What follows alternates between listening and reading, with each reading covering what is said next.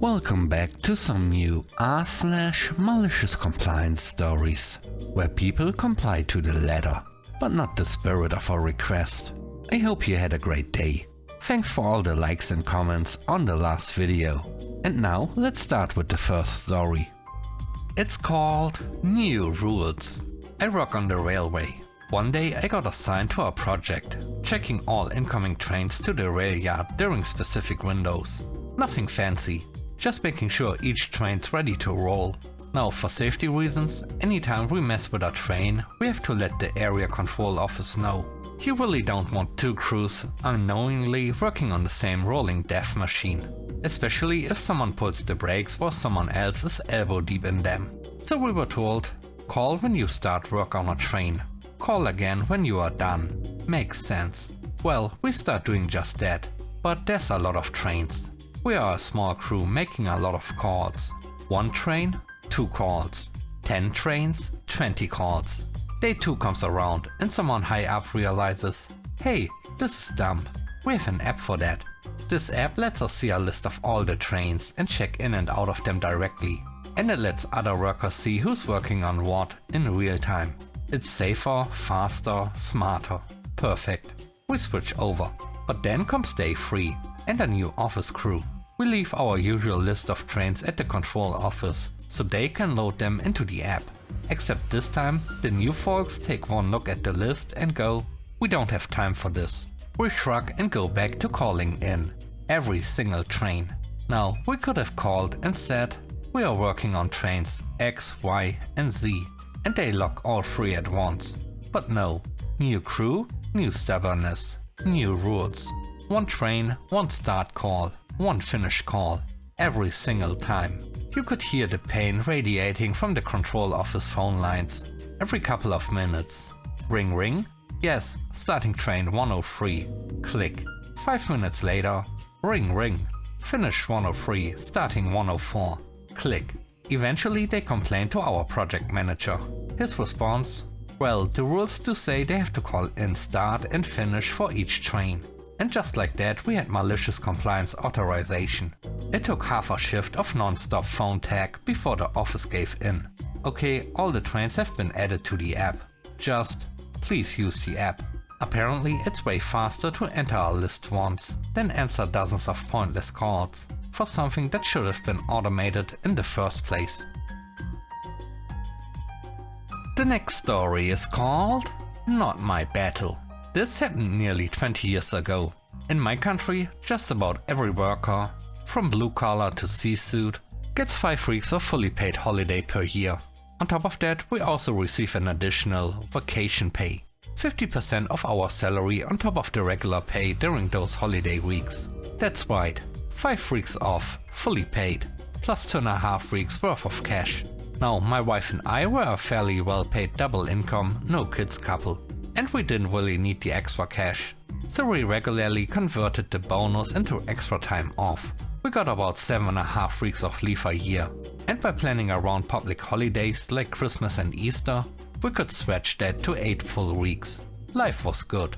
Fast forward to the end of a decade-long stint at one company.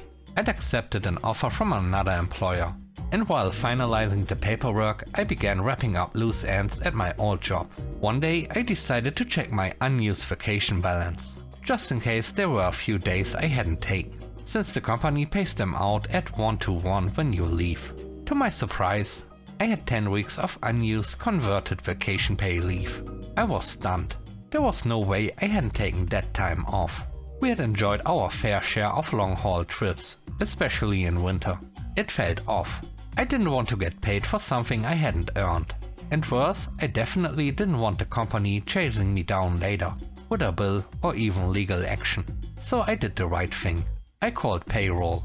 Hi, I noticed it says I still have 10 weeks of unused vacation leave. That can't be right. I just want to make sure this isn't a glitch. The payroll lady was sighing. Well, yeah. During your time here, we've had 2 or 3 different payroll system migrations. I can see exactly what you see. Just a number. No dates, no logs, no context. We might be able to dig up the records from our older systems. But that would be incredibly time consuming. And frankly, our whole department is stretched thin, just trying to clean up after the most recent migration mess. So, are you really sure you want us to dig through our pile of broken legacy data just to possibly prove you don't get this payout? I paused, thought for a second, then said, "Oh no dear, I know when I'm beaten. This is not a battle I choose. I wish you strength. Goodbye." When I resigned, I was quietly paid out for the full 10 weeks. No questions asked, no angry follow-ups, just a glitch in the system, and the system said, "Take the money and run." The third story is called Best Judgment. I work in a small warehouse where everyone has their own assigned area. That said, when things get slow, like someone calls out or a shipment shows up out of nowhere, we all pitch in where needed. It's a solid system and it keeps the chaos to a minimum. Personally, I usually jump over to help the shipping team, since I'm quick with scanning and labels. It's not technically part of my job, but they appreciate it, and it helps keep everything flowing. Then enters our brand new supervisor. First week on the job, clearly wanting to make a strong impression, and he drops this gem. "I don't want anyone crossing departments. You stay in your assigned zone. Got it?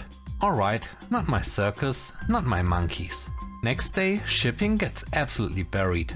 Label printer jams, someone calls out, packages are piling up like Tetris blocks. Meanwhile, I'm in my section, fully caught up, just standing there doing nothing.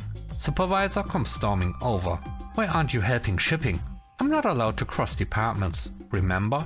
He stared at me for a second like a blue screen error just popped up behind his eyes, then sighed and walked away.